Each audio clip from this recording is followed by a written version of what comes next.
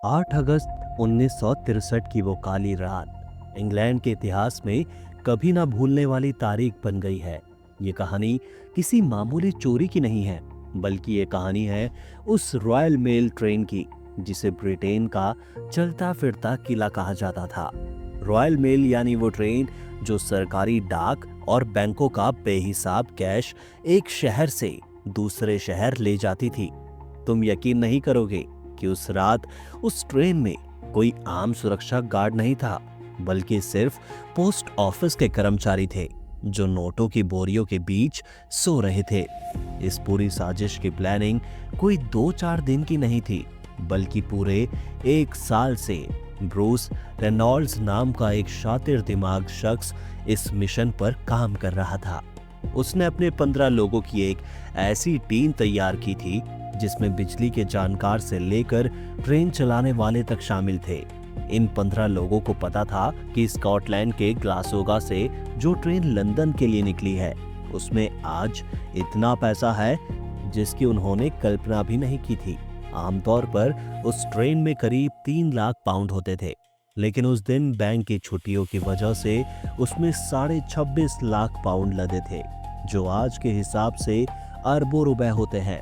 रात के करीब 3 बज रहे थे और ट्रेन 125 किलोमीटर प्रति घंटे की रफ्तार से बकिंघमशायर के सुनसान रास्तों से गुजर रही थी। तभी उन लुटेरों ने अपना पहला पत्ता फेंका।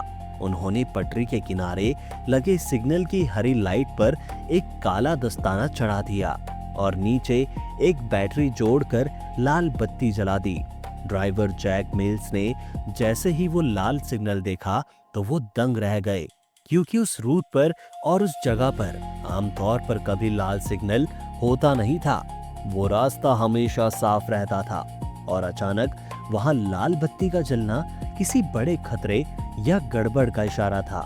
जैक मिल्स ने वही किया जो एक ईमानदार ड्राइवर करता है, यानी उन्होंने घबराकर ट्रेन को रोक दिया। उनका सहायक डेविड बिट भी नीचे उतरा ये देखने के लिए कि सिग्नल में क्या खराबी है, लेकिन जैसे ही वो नीचे पहुंचा अंधेरे से निकले नकाबपोशी ने उसे दबोच लिया। उधर इंजन के कैबिन में जब जैक मिल्स ने बाहर झांका तो एक लुटेरे ने लोहे की रॉड से उनके सर पर इतना भयानक वार किया कि कैबिन की दीवारें खून से रंग गई। ये उस डकैती का सबसे डरावना मोड़ था, क्योंकि उन 15 लोगों ने तय किया था कि वो हिंसा नहीं करेंगे, पर उस एक वार ने सब कुछ बदल दिया। लुटेरों का अलग कदम और भी ज्यादा हैरान करने वाला था। उन्होंने पूरी ट्रेन को नहीं लूटा, क्योंकि उन्हें पता था कि पीछे के डब्बों में 70 से ज्यादा कर्मचारी मौजूद हैं जो शोर मचा सकते हैं।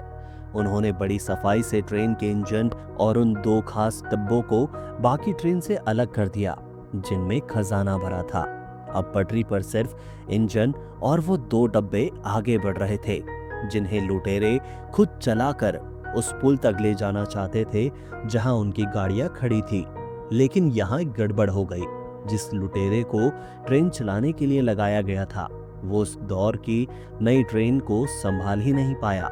हार मानकर उन्होंने फिर से घायल और खून से लथपथ जैक मिल्स को ही इंजन चलाने पर मजबूर किया। सोचो उस बूढ़े ड्राइवर पर क्या गुजरी होगी जिसके सिर से खून बह रहा था और उसकी कनपट्टी पर मौत खड़ी थी। ट्रेन को करीब आधा मील आगे ब्राइडगो ब्रिज नाम के पुल पर ले जाया गया। वहां उन लुटेरों ने एक इंसानी जंजीर बनाई और नोटों से भरी 120 बोरियां एक एक करके नीचे खड़ी अपनी ट्रक में फेंकनी शुरू की।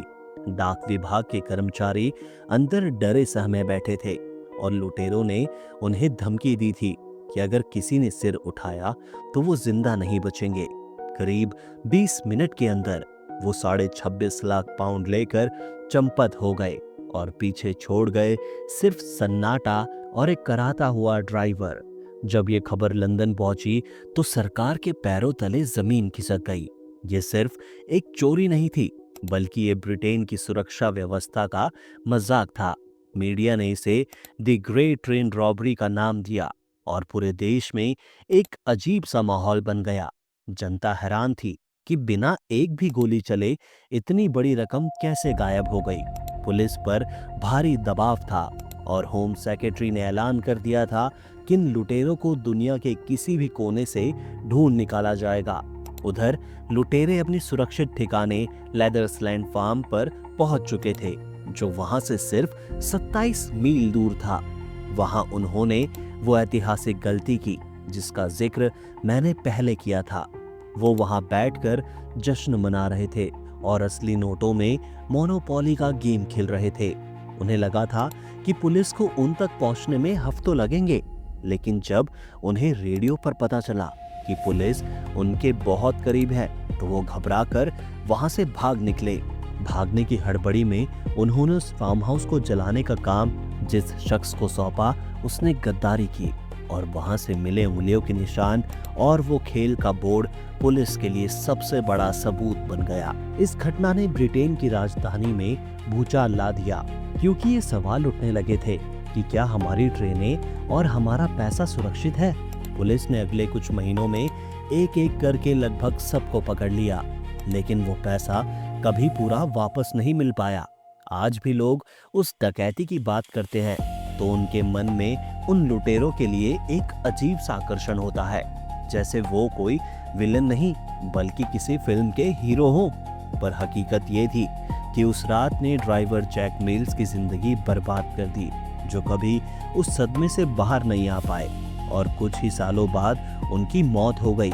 ये कहानी हमें ये सोचने पर मजबूर करती है कि क्या चंद मिनटों की वो दौलत और वो शोहरत किसी की जान से बढ़कर थी। और सबसे बड़ी पहेली तो आज भी वही है कि वो बचा हुआ करोड़ों का खजाना आखिर कहाँ गया। क्या वो आज भी किसी के पास है या वक्त के साथ धूल बन गया। आज जब भी हम पीछे मुड़कर देखते हैं तो ये समझ आता है कि दी ग्रेट ट्रेन रॉबरी सिर्फ एक क्राइम नहीं था, बल्कि वो एक सबक था। उसने दिखाया कि लालच की कोई सीमा नहीं होती और चालाकी चाहे कितनी भी बड़ी क्यों ना हो, वो कभी ना कभी एक छोटा सा सुराग जरूर छोड़ देती है। उस रात के 120 बैग्स में से ज्यादातर का आज तक पता नहीं चला। क्या वो पैसा आज भी किसी पुराने तहखाने में सड़ रहा है या फिर वो उन लोगों के पास पहुंच गया जिन्होंने कभी अपना चेहरा सामने नहीं आने दिया। इस कहानी का आखिरी पन्ना आज भी कोरा है, क्योंकि उन 15 लोगों के राज उनके साथ ही मिट्टी में दफन हो गए।